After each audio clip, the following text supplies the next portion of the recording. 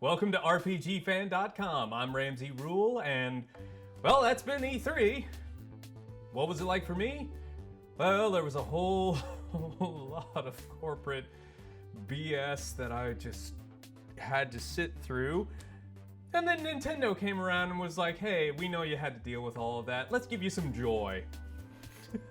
Because they decided to end their direct with, oh, hey, by the way, we're making a sequel to our most acclaimed video game of all time. No pressure on them. But no, yeah, so that really does kind of set my view of E3 pretty much encapsulated. It's like the entirety of the show was literally just corporate speak after corporate speak of this is what we're doing and misusing the word community and blah blah blah. There were two things that actually gave me joy. Final Fantasy VII Remake, which I already knew was happening, and a Breath of the Wild sequel, which I had no idea was happening.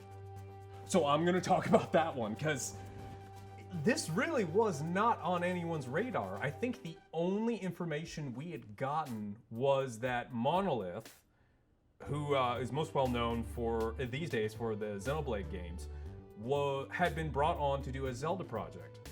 Nobody had really thought it was an actual mainline Zelda game. Well, some people did. But most people were thinking, well, I guess they're going to be working on a spin-off. Maybe they were going to make something in the vein of like Hyrule Warriors. So, but this reveal makes me wonder, it's like, have they been brought on in order to help with this? Because I've got my notes down here on the floor. So the big thing we kind of noticed in this trailer is the fact that its tone is much darker. Breath of the Wild, Breath of the Wild, if I can describe its texture, it's very somber. It's very quiet. You're exploring through this vast landscape with not a lot going on around you unless you come upon it. So that's why I use the word somber. It's very still. But it has this sense of foreboding around the periphery. This, on the other hand, felt very dark. Like, when we started seeing the trailer, I was like, oh, are we getting a spin-off or a sequel? Or some DLC for this? No, it was a sequel, and yeah, we're in a dark cave, and we're looking at a mummy, and yeah, that mummy's coming alive. So, just a few little trivia points from my notes here. The very beginning, when we see that almost DNA strand or bacterial strand looking particle effect come together in that script, my first thought was that looks like Gerudo script. And then we kept seeing, if you look like on the ornamentation of the mummy, you will see the Gerudo symbol. So I'm like, this has got to be Ganondorf.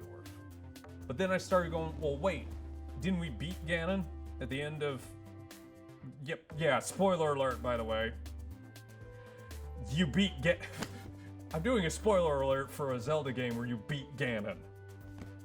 That's like being in a Batman story and you say, oh, by the way, the Joker's crazy.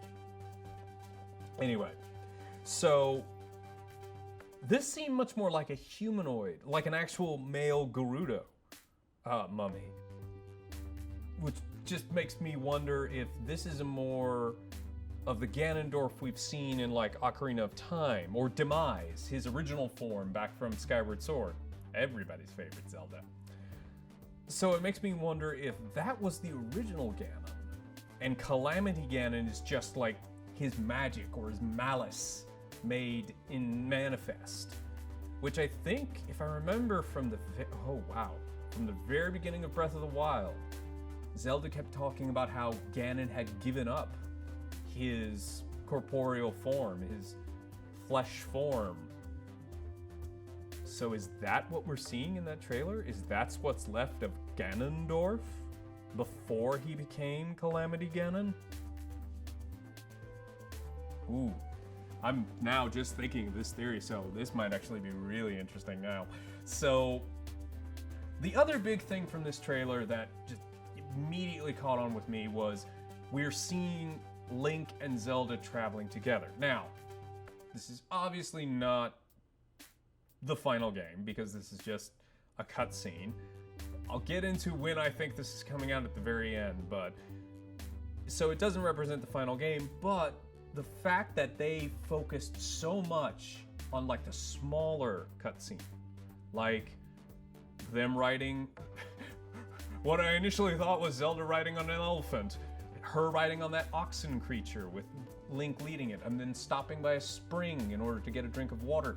The fact that they were doing these kinds of cuts not only helps the pacing of the entire trailer itself, but it also, to me, gives a sense of this is a journey Link and Zelda are going on together, which we really haven't seen in a Zelda game except for Spirit Tracks, sort of. Kinda. That, for those of you who don't know, Spirit Tracks, of course, was the game where Zelda was imprisoned, but her spirit, through some kind of astral projection, let her help Link throughout the journey. This seems like more she is there with him. Which then leads to the big other thing that people were discussing, was the fact that this is a direct sequel. Zelda has rarely done that before. This is not, the ones off the top of my head are Majora's Mask, of course. The one actually before Spirit Tracks, which was Phantom Hourglass, which was a direct sequel to Wind Waker, and I think really that's it, correct? Let me know in the comments if you can think of any other direct sequels, and don't mention the CDI games. Those don't count. But the one thing that really got to me about that was, if you look at those, let me take those two as an example. If you look at Majora's Mask and you look at Phantom Hourglass, those are sequels to Ocarina of Time and Wind Waker respectively, but they don't really continue the story.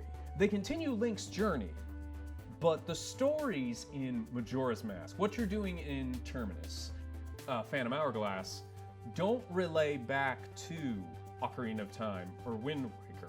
In the case of Phantom Hourglass, what you do in Phantom Hourglass literally literally gets undone because they're like, oh hey, yeah, you were gone for like 2 minutes. This is the first time we've seen a Zelda game that is following up the story, or at least it seems that way, because this looks like Zelda and Link from Breath of the Wild.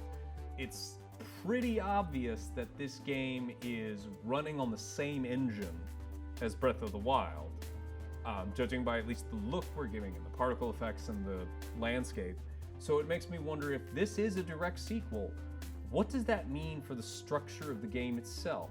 You take this very large open world design built into Breath of the Wild, where exploration and kind of forging your own path out in the wild is the very heart of the story, and the heart of the experience. Then you bring in this idea of traveling with Zelda. What does that do to the dynamic of the game? You're no longer alone in the wild. You're with her. Now the cynic in me will go, oh god, they're going to make this a freaking open world RPG with a perpetual escort mission. I hope Nintendo doesn't do that. What I would like to see, and what I think the entirety of the internet would like to see, is let's do some Zelda co-op. Think about it. Link and Zelda. You play as both of them. Or better yet, because you've got a machine that is literally built for co-op, let's play as both Link and Zelda. That gets rid of Aonuma's, pardon my language, response of, oh, what will Link do if Zelda is the main character? I don't know. Let's have both of them in the game.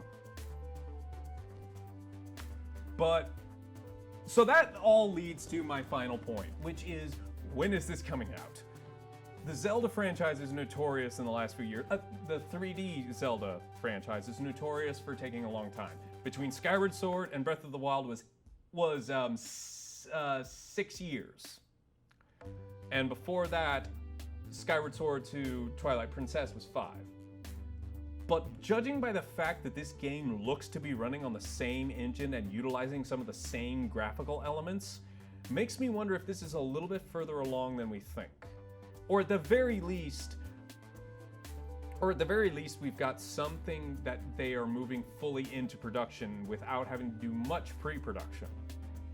So if they have brought on Monolith, along with their internal team, the fact that you've got two very talented development teams tag teaming on this, I really want this to come out holiday of 2020. And with that being already announced as the target release for Project Scarlet from Xbox, and more than likely being when we're getting the PS5 or whatever they're going to call it, I think that would be opportune for Nintendo to say, hey, yeah, new consoles are out. Here's a sequel to our greatest game we've ever made.